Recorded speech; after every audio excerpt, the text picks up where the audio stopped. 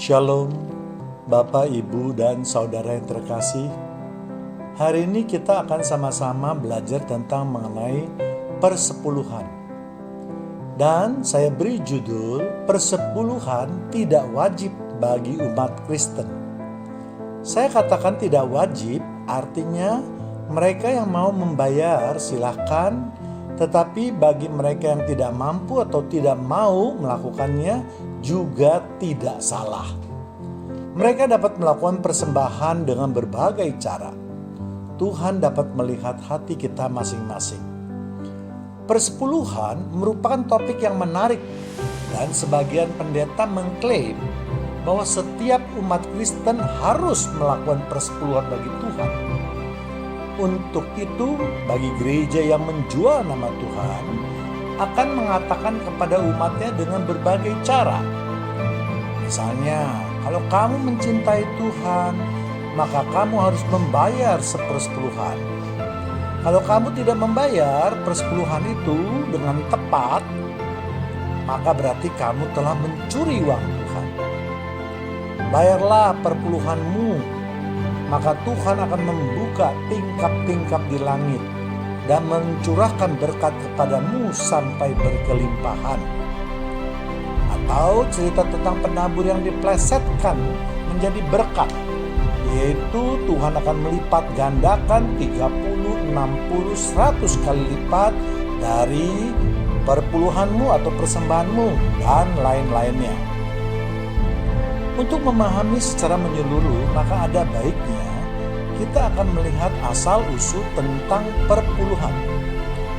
Pertama kali perpuluhan seperti apa yang kita maksudkan sekarang itu disebut dalam Alkitab adalah ketika itu belum bernama Abraham, tapi Abram berhasil mengalahkan Raja Kedorlaomer dan kawan-kawannya dalam suatu pertempuran untuk menyelamatkan Lot. Abraham yang berhasil memenangkan pertempuran tersebut kemudian bertemu dengan Melkisedek, seorang imam Allah yang maha tinggi. Lalu Melkisedek memberkati Abram. Lalu Abram pun memberikan sepersepuluhannya. Dan itu dapat kita lihat di kitab Kejadian 14 ayat 20. Dan terpujilah Allah yang maha tinggi yang telah menyerahkan musuhmu ke tanganmu. Lalu Abram memberikan kepadanya 1/10 dari semuanya. Jadi ketika Abram memenangkan pertempuran tersebut, ia mendapat jarahan yang cukup banyak. Dan dari hasil jarahan inilah Abram menyerahkan 1/10 kepada Melkisedek. Jadi 1/10 bukan dari kekayaan Abram sebelumnya, tetapi berasal dari jarahan. Yang kedua adalah ketika Yakub bernazar bahwa jika Allah menyertai dan akan melindungi serta mencukupkan Yakub di dalam perjalanannya ke Haran, serta kembali dengan selamat ke Beersheba, maka ia akan memberikan 1/10 dari apa yang diterima Yakub. Hal ini dapat kita baca di kitab Kejadian 28 ayat 22. Dan batu yang kudirikan sebagai tugu ini akan menjadi rumah Allah. Dari segala sesuatu yang engkau berikan kepadaku, akan selalu kupersembahkan 1/10 kepadamu. Jadi pemberian 1/10 itu baru nazar, belum terjadi. Persepuluhan yang dibuat oleh Yakub ini mengandung syarat, yaitu jika Allah melindungi Yakub, jika Allah mencukupkan makanannya, jika Allah menjaga keselamatan Yakub. Dan jumlahnya ini dihitung dari semua apa yang Yakub peroleh dari Laban. Karena ketika Yakub meninggalkan Haran, Yakub tidak membawa barang berharga apapun juga. Namun Alkitab tidak mencatat pelaksanaan janji Yakub tersebut. Dengan melihat dua kejadian tersebut, maka dapat kita menarik kesimpulan. Yang pertama yaitu bahwa Allah tidak pernah menyuruh Abram maupun Yakub untuk membayar 1/10. Itu adalah atas inisiatif mereka sendiri. Tetapi mungkin itu adalah suatu adat kebiasaan di mana jika seseorang mendapatkan berkat, maka mereka akan melakukan pembayaran 1/10 atau memberikan 1/10. Yang kedua yaitu 1/10 dibayar bukan untuk menyelenggarakan yang membayar 1/10, tetapi merupakan kelimpahan dari si pemberi 1/10. Abraham misalnya, dia memberikan 1/10 dari kelimpahannya. Yakob ingin membayar 1/10 jika ia mendapatkan berkat dari Tuhan. Ini juga berbicara kalau Yakob mendapatkan kelimpahan. Hal sama yang akan nanti kita bahas, di mana juga ke-11 suku Israel membayar 1/10. Itu juga karena berkat yang diberikan Tuhan atas pemilikan atau hasil daripada pemilikan tanah tersebut. Inilah dasar daripada pemikiran persepuluhan. Kita ingat bahwa Tuhan itu menyayangi umat ciptaannya. Tuhan pasti memberikan pengecualian bagi mereka yang hidupnya masih berkekurangan.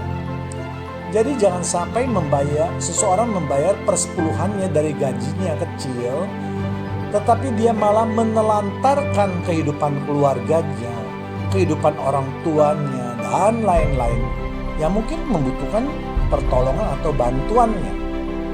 Tuhan saja memberikan pengecualian bagi mereka yang ingin menebus dosa, yaitu dari korban bakaran, misalnya kambing domba atau lembu sapi, menjadi burung merpati atau tekukur.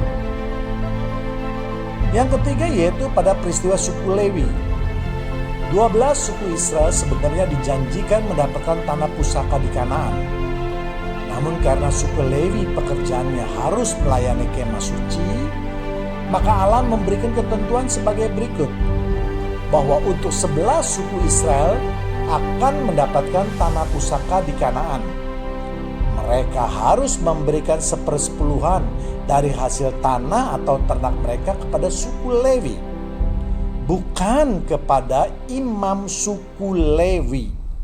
Jadi harus diperhatikan, kepada semua suku Lewi, bukan hanya kepada imam suku Lewi. Bilangan 18:26. Lagi haruslah engkau berbicara kepada orang Lewi dan berkata kepada mereka, apabila kamu menerima dari pihak orang Israel persembahan perpuluhan yang kuberikan kepadamu dari pihak mereka sebagai milik pusakamu, maka haruslah kamu mempersembahkan sebagian daripadanya sebagai persembahan khusus kepada Tuhan, yakni persembahan perpuluhanmu dari persembahan persepuluhan itu. Jadi dalam ayat yang tadi baru saya sebutkan sangat penting dan harus kita perhatikan sungguh-sungguh. Allah memerintahkan kepada 11 suku lainnya untuk memberikan perpuluhan kepada suku Lewi, karena mereka sudah mendapatkan tanah pusaka. Dan dari hasil tanah tersebut maka 11 suku itu harus suku Lewi itu harus diberikan perpuluhannya. Karena suku Lewi tidak mendapatkan tanah pusaka, sedangkan mereka harus selalu melayani kegiatan di bait Allah. Jadi Allah ingin adil bahwa mereka yang melayani Tuhan juga harus mendapatkan kehidupan yang baik. Sehingga Allah memutuskan untuk memberikan kebijakan tersebut. Tidak semua suku Lewi itu bekerja di mesbah Tuhan, tetapi ada juga yang mungkin bertanggung jawab terhadap pemasangan tenda, ada yang bertugas untuk mengangkat kemah jika kemah itu berangkat dari satu tempat ke tempat yang lain, harus ada yang membongkar kemah suci, dan lain-lain pekerjaan daripada Tuhan. Jadi seluruh suku Lewi ini mendapatkan hak atas perpuluhan tersebut.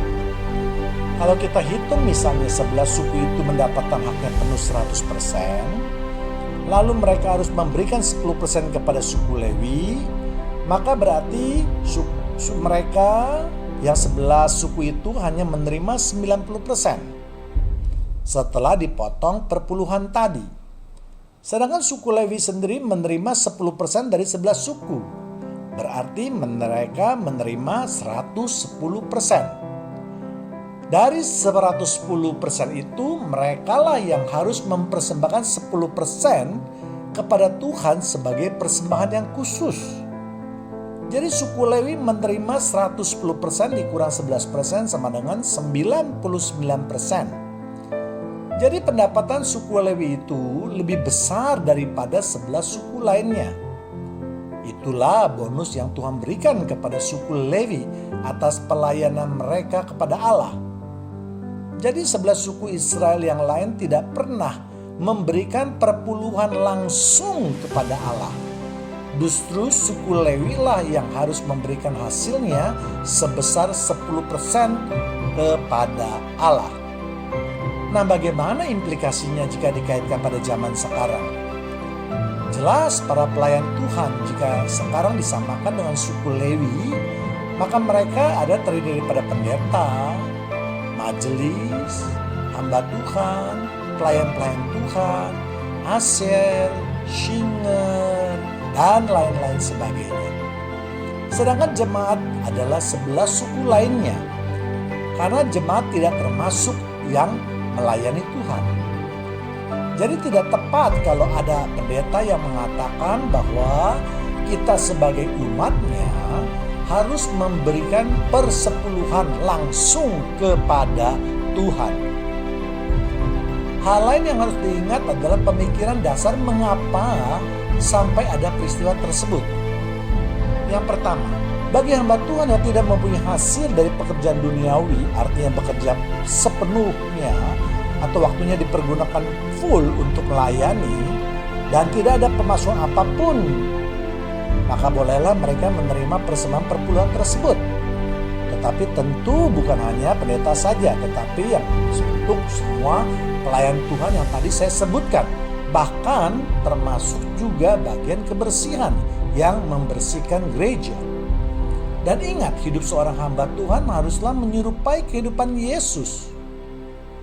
Setelah mendapatkan pendapatannya, maka mereka wajib memberikan perpuluhan kepada Tuhan sebagai persembahan yang khusus.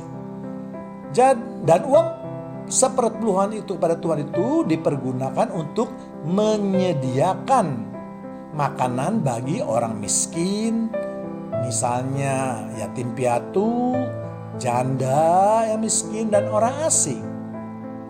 Bagi hamba Tuhan yang sudah mempunyai penghasilan, maka tentu mereka tidak boleh lagi menerima persembahan tersebut. Tetapi pembayaran persepuluhannya kepada Tuhan harus dilakukan. Lalu bagaimana dengan kitab Maleakhi yang sering dipakai untuk menekan jemaat untuk memberikan persepuluhan? Hal ini dapat kita baca di Maleakhi 1 ayat 6 terlebih dahulu. Seorang anak menghormati bapaknya dan seorang hamba menghormati tuannya. Jika aku ini bapa, di manakah hormat yang kepadaku itu? Jika aku ini tuan, di manakah yang kepadaku itu? Takut kepadaku itu? Firman Tuhan semesta alam kepadamu, hai para imam yang menghina namaku. Tetapi kamu berkata, bagaimanakah kami menghina namamu? Sedangkan ayat 7 dan seterusnya menjelaskan apa yang diperbuat oleh imam atas mezbah Tuhan. Jelas ayat tersebut ditujukan untuk suku Lewi yang melayani mezbah Tuhan saja, bukan dari suku yang lain. Sebab hanya suku Lewi lah yang boleh menjadi imam. Kalau sekarang dipersamakan yaitu dengan pendeta atau hamba Tuhan yang melayani mimbar, tidak termasuk pelayan yang lain.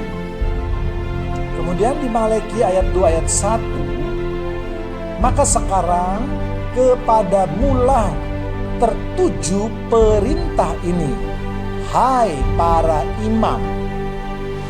Jadi jelas sekali bahwa kitab Maleakhi ini ditujukan kepada para imam. Dan untuk selanjutnya Tuhan berfirman akan mengancam para imam, yaitu suku Lewi yang ditunjuk untuk melayani pelayanan di mezbah Tuhan. Jadi marilah kita baca kitab Maleakhi ini dengan lebih cermat. supaya jangan terjadi penyesatan terhadap umat Kristiani. Kita lihat juga di Maleakhi 3 ayat 8. Bolehkah manusia menipu Allah? Namun kamu menipu aku, tetapi kamu berkata, dengan cara bagaimanakah kami menipu engkau? Mengenai persembahan perpuluhan dan persembahan khusus, bawalah seluruh persembahan perpuluhan itu ke dalam rumah perbendaharaan, supaya ada persediaan makanan di rumahku, dan ujilah aku, firman Tuhan semesta alam. Apakah aku tidak membukakan bagimu tingkap-tingkap langit dan mencurahkan berkat kepadamu sampai berkelimpahan? Kalau kita baca dengan teliti, Tuhan marah pada para imam karena mereka tidak membayar seluruh persepuluhannya atau persembahan khususnya dengan baik. Jadi berdasarkan kitab yang tadi yaitu di Bilangan 18 ayat 26 yang menyatakan bahwa yang membayar persepuluhan dan persembahan khusus itu adalah para imam dan bukan suku Israel lainnya. Lalu sekarang diperkuat dari isi kitab Maleakhi yang juga ditujukan khusus untuk imam. Maka kiranya sekarang para pendeta yang sering mempergunakan kitab Maleakhi 3 ayat 10 itu jelas menyesatkan. Mereka ingin menjadi kaya dengan mengatakan bahwa hak mereka adalah persepuluhan. Saya tidak anti persepuluhan, juga tidak anti kepada seluruh pendeta. Namun saya ingin mengoreksi pendeta yang selalu berkhotbah mengenai persepuluhan dengan memakai kitab Maleakhi ini. Sekali lagi, kalau ada jemaat yang ingin memberikan, silakan, asal bukan karena tekanan atau karena terpaksa. Tetapi janganlah kita juga memaksa jemaat lain untuk memberikan persepuluhannya dengan memakai suatu ayat yang jelas tidak tepat. Kalau toh mau diplesetkan lagi, tujuan Tuhan mengadakan persepuluhan atau persembahan khusus itu bukan untuk membuat Tuhan menjadi kaya. Tuhan tidak perlu uang kita. Tuhan terlalu kaya untuk dinilai, karena bumi saja menjadi tumpuan kakinya. Namun Tuhan ingin agar persembahan itu digunakan supaya ada persediaan makanan di rumah Tuhan. Untuk siapa persembahan makanan tersebut? Yaitu untuk fakir miskin yang terlantar, anak yatim piatu yang terlantar, janda-janda yang miskin, dan orang asing yang tidak mampu. Jadi tujuan mulia Tuhan itu jangan disesatkan untuk kepentingan seseorang. Namun semua itu ada di dalam perjanjian lama. Banyak orang juga yang mengatakan bahwa kita hidup bukan lagi di bawah hukum Taurat. Berarti semua hukum Taurat itu berarti kita sudah tidak lagi menuruti hukum Taurat. Kalau hukum Taurat itu mau dilaksanakan maka harus dengan konsekuen. Tidak boleh dipilih ayat yang suka diambil, kemudian ayat yang tidak suka ditinggalkan. Yang jelas, kalau memang ingin hidup menurut hukum Taurat dalam hubungan dengan persepuluhan, sudah tidak mungkin di Indonesia. Karena bait Allah sudah tidak ada, sedangkan persepuluhan itu harus dilakukan di bait Allah, bukan di rumah ibadah, di sinagoge atau tempat lainnya. Kaum Lewi pun juga sangat amat jarang, kalau tidak mau dikatakan tidak ada yang tinggal di Indonesia. Sekarang kita hidup karena kasih karunia Tuhan Yesus. Sehingga yang menjadi pegangan kita adalah kitab perjanjian baru. Kita juga akan melihat apa yang dikatakan Yesus mengenai persepuluhan ini.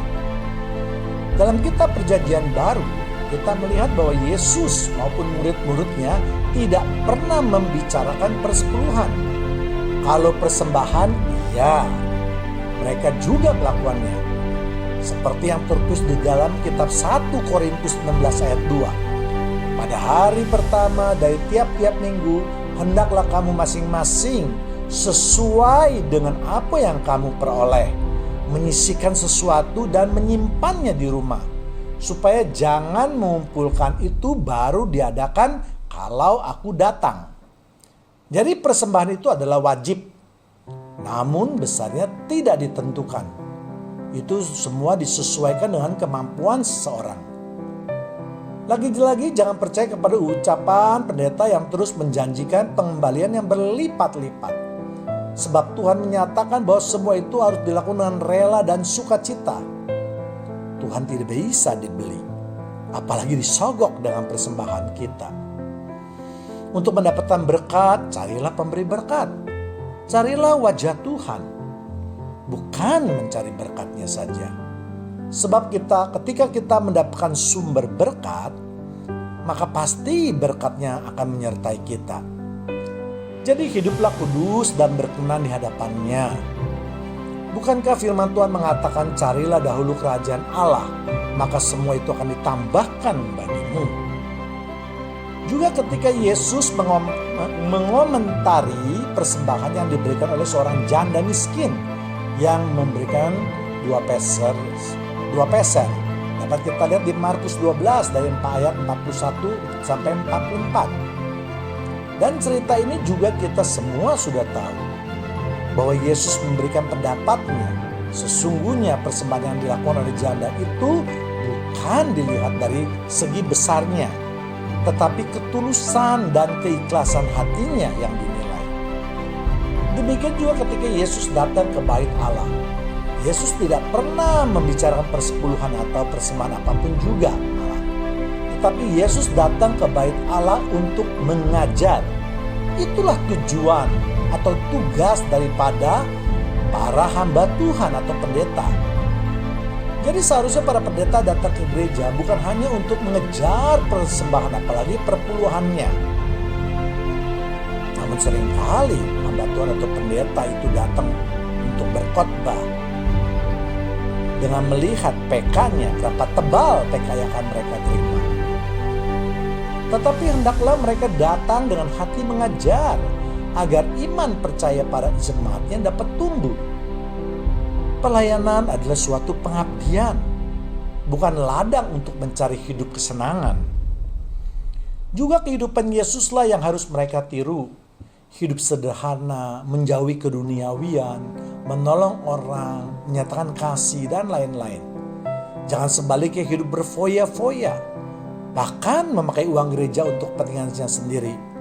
Tidak hanya dirinya, tetapi juga termasuk keluarganya. Yesus tidak pernah menyinggung mengenai besarnya persembahan. Yang penting kita datang tidak dengan tangan hampa. Dan dalam memberikan persembahan harus rela dan ada sukacita. Bukan bagaimana jemaat harus memberikan persembahannya, berapa besarnya, terus diancam dengan ayat-ayat yang diambil untuk disesuaikan dengan keinginan daripada si pengkhotbah. Saya yakin kalau sebagian besar jemaat diberi kebebasan untuk melakukan persembahan perpuluhannya, maka banyak sekali muka yang cerah atau sukacita. Karena mereka tidak lagi harus membayar sesuatu yang bukan kewajiban mereka, yang membebani mereka. Mungkin ada pendeta yang takut kalau mereka tidak dapat lagi hidup glamor. Atau mungkin juga ada pendeta yang mungkin benar-benar jujur, namun mereka takut tidak mempunyai dana untuk operasional gereja. Namun saya mempunyai keyakinan kalau itu pekerjaan Tuhan, maka gereja tidak usah khawatir.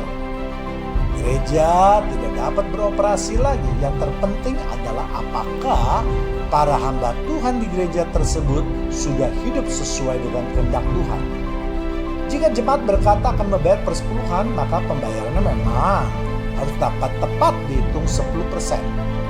Jadi yang menjadi pertanyaan sekarang justru apakah para pendeta yang tergolong kaya, bahkan disebut sangat kaya, sudah membayar persepuluhan mereka dengan benar?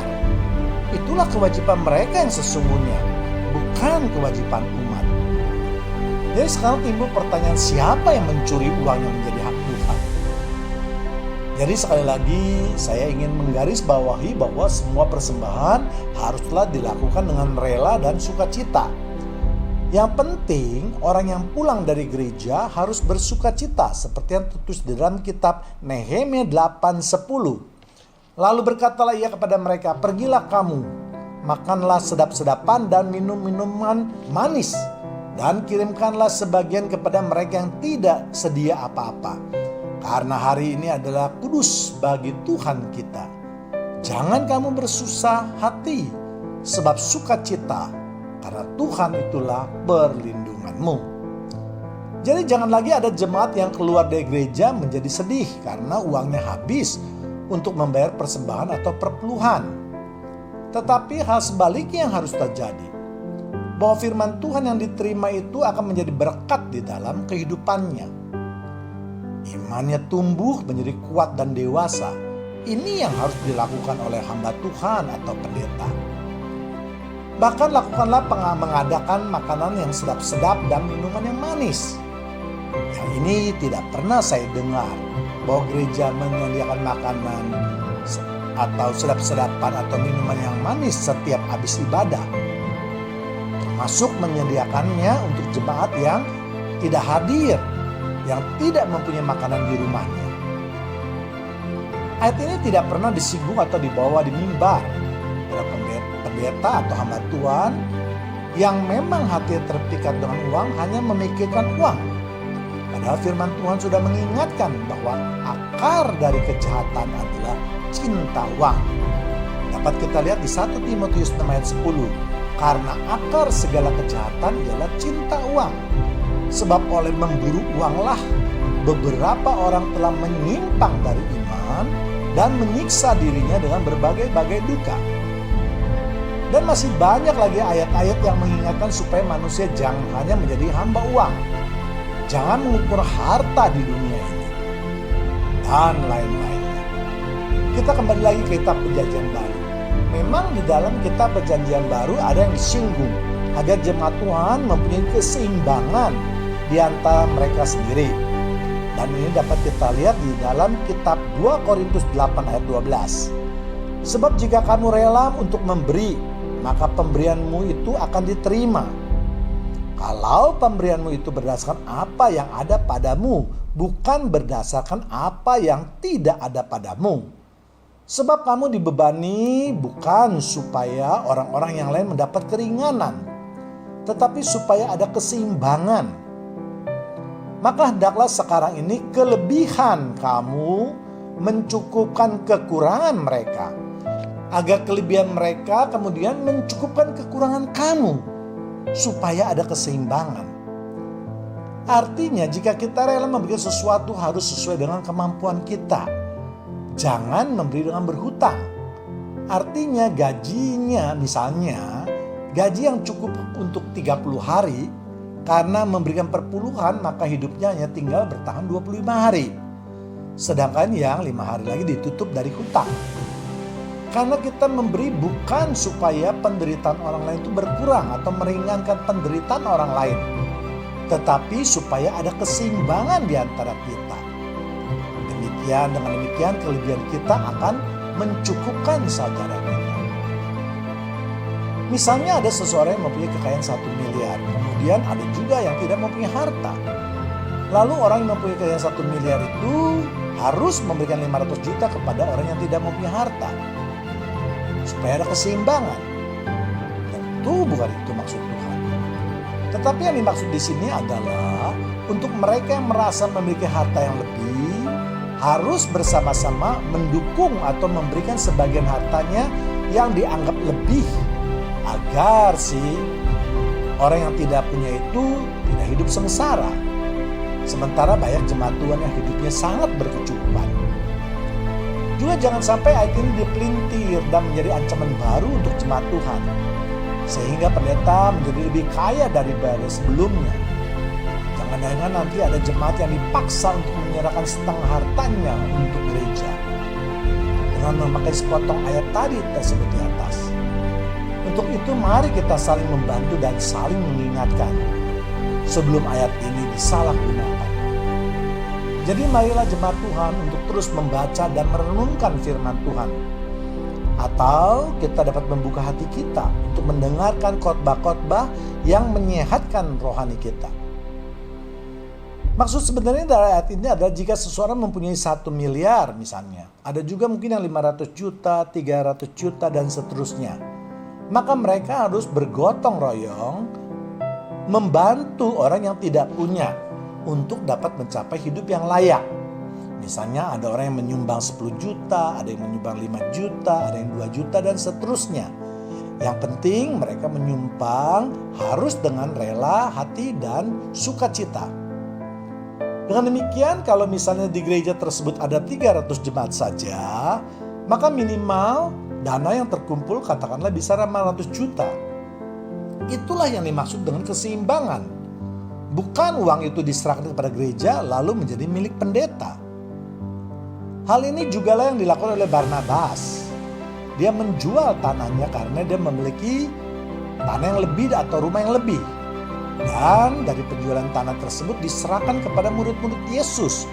Bukan untuk mereka, tetapi digunakan untuk menolong mereka yang kurang mampu atau berkekurangan. Hal ini dapat kita lihat di Kisah Para Rasul 4 ayat 36. Demikian pula dengan Yusuf yang oleh rasul-rasul disebut Barnabas. Artinya anak penghiburan. Seorang Lewi dari Siprus yang menjual ladangnya miliknya lalu membawa uangnya itu dan meletakkannya di depan kaki para rasul. Kalau kita bercermin pada ayat ini, ternyata Barnabas itu suku Lewi. Dia tidak rakus dengan uang persembahan apalagi perpuluhan. Dia tidak hanya menadahkan tangannya, tapi dia merasa jika dia mempunyai kelebihan, maka dia juga mau menolong jemaatnya, menolong sesamanya yang mungkin hidup berkekurangan. Jadi saya rasa para pendeta yang hidupnya sudah berkecukupan, mari jangan terus menadahkan tangannya, tetapi mereka juga harus peduli dengan jemaatnya yang hidup berkekurangan. Jangan hanya bisa meminta bantuan kepada jemaat saja, tetapi dia tidak mau berkorban untuk jemaatnya. Jangan juga seperti Ananias dan Safira yang sudah menjual tanahnya tetapi melakukan pembohongan atau tidak rela sehingga suami istri itu mati. Dan itu kita dapat lihat di Kisah Para Rasul 5 dari ayat 1 sampai 2. Ada seorang lain yang bernama Ananias. Ia beserta istrinya Safira menjual sebidang tanah. Dengan setahu istrinya, ia menahan sebagian dari hasil penjualan itu dan sebagian lagi dibawa dan diletakkan di depan kaki rasul-rasul. Apa yang mau disampaikan di Alkitab adalah kalau kita sudah dengan rela menyumbang, maka jangan lagi membohongi Tuhan. Misalnya kalau mau menyumbang 10 juta, sumbanglah. Namun yang disumbang itu 5 juta. Perilakunya seolah-olah sudah menyumbang 10 juta. Maaf, jika di dalam perjanjian lama, persembahan itu diatur ketat, tidak boleh berkurang. Karena mereka hidup dengan berbagai aturan Taurat yang ketat, yang memang tertulis di dalam hukum Taurat. Tetapi di dalam perjanjian baru hanya ada 2, yaitu kasihan Allahmu dan sesamamu seperti engkau mengasihi diri sendiri. Jadi ada kebebasan yang Tuhan berikan dan Tuhan percayakan kepada umatnya untuk menilai diri mereka masing-masing. Jadi dalam Alkitab dikatakan kasihilah sesamamu manusia seperti dirimu sendiri. Dapat kita lihat di Matius 22 ayat 39. Dan hukum yang kedua yang sama dengan itu ialah kasihilah sesamamu manusia seperti dirimu sendiri. Banyak orang yang juga kurang tepat mengartikan ayat ini. Mereka mengartikan pertama-tama kita harus dulu mengasihi sesama kita, baru mengasihi diri kita sendiri. Karena secara harfiah tertulis mengasihi sesamamu terlebih dahulu. Kalau kita mengasihi sesama kita terlebih dahulu, baru kita mengasihi diri kita sendiri, maka kita tidak akan mampu melakukannya. Orang lain kita beri makan, setelah mereka kenyang, baru kita makan. Jelas tidak mungkin hal ini bisa kita terapkan. Bagaimana kita yang tidak mempunyai pengalaman mengasihi diri sendiri bisa mengasihi sama kita yang nampak? Apalagi mengasihi Tuhan yang tidak nampak. Jadi kita harus mempunyai pengalaman hidup dahulu, baru kita bisa mengasihi sesama kita. Kita harus merasakan sesuatu yang enak terlebih dahulu, baru kita bisa menolong orang yang lapar. Bagaimana kalau kita sendiri lapar kemudian kita mau menolong orang yang juga lapar? Bagaimana kalau kita miskin tetapi mau juga menolong orang yang miskin? Yang ingin saya sampaikan di sini adalah janganlah kita memberi sesuatu kepada gereja lalu itu membuat hidup kita menjadi susah. Ingat, keseimbangan itu bukan berarti kita menolong mereka keluar dari kesusahan. Tetapi keseimbangan yang dimaksud adalah ada kelimpahan dari si pemberi kepada mereka yang berkekurangan. Jadi jangan lagi kita belum bisa memenuhi kebutuhan keluarga kita sudah memberikan sumbangan kepada gereja. Saya tidak anti terhadap sumbangan terhadap gereja. Adalah hak semua jemaat untuk menyumbang. Bahkan harus kalau mereka memang mampu. Tetapi kalau tidak mampu ya sudah. Tidak usah dipaksakan. Harus disesuaikan dengan kemampuan mereka sendiri. Lalu bagaimana kalau ada yang menilai bahwa apa yang disumbangkan itu tidak sesuai dengan pikiran yang ada di dalam pikiran mereka? Itu masalah dia dengan Tuhan. Kalau dia hanya bersedia menyumbang sekian, ya sudah. Yang penting mereka sudah nyumbang dengan rela dan sukacita. Ingat, masalah Ananias dan Safira. Mereka juga menyumbang besar karena mereka menjual tanah mereka. Walaupun tidak semuanya diserahkan. Tetapi nilai yang besar itu tidak mendapat perkenanan dari Tuhan. Bahkan di kitab Roma dikatakan sekarang persembahan itu bukan hanya berupa materi saja. Tetapi persembahan hidup kita. Untuk mempersembahkan persembahan yang hidup, yang kudus dan yang berkenan di hadapan Tuhan. Dapat kita lihat di Roma 12 ayat 1. Karena itu saudara-saudara, demi kemurahan Allah aku menasihati kamu supaya kamu mempersembahkan tubuhmu sebagai persembahan yang hidup, yang kudus, yang berkenan kepada Allah. Itu adalah ibadahmu yang sejati. Jadi kalau ada gereja yang terus-menerus membawa khotbah tentang persembahan, rasanya bukan zamannya lagi. Dan hendaklah umat Kristen ini menjadi lebih cerdas. Jangan terus mau dibodohi oleh ajaran yang menyesatkan. Tuhan Yesus sudah mengatakan untuk mengenal seseorang, jangan dilihat ucapannya, tetapi buahnya. Apa yang sudah diperbuat orang itu, yang berdampak bagi kehidupan orang-orang di sekelilingnya. Itu yang paling penting. Jadi kalau kita lihat ada gereja di mana pengurusan keuangannya tidak beres, janganlah juga kita tidak memberikan sesuatu atau kita melepaskan tanggung jawab kita terhadap keadaan lingkungan kita atau orang-orang sesama kita. Mungkin kita tidak harus langsung memberikan uang tersebut kepada gereja, tetapi langsung kepada jemaat yang membutuhkannya. Tentu termasuk hamba Tuhan yang jujur, yang hidupnya berkenan di hadapan Tuhan. Mari kita para hamba Tuhan, kita harus mencontoh kehidupan para pastor orang Katolik dalam hal ini. Jangan keraskan hati kita. Jangan kita merasa lebih hebat daripada mereka.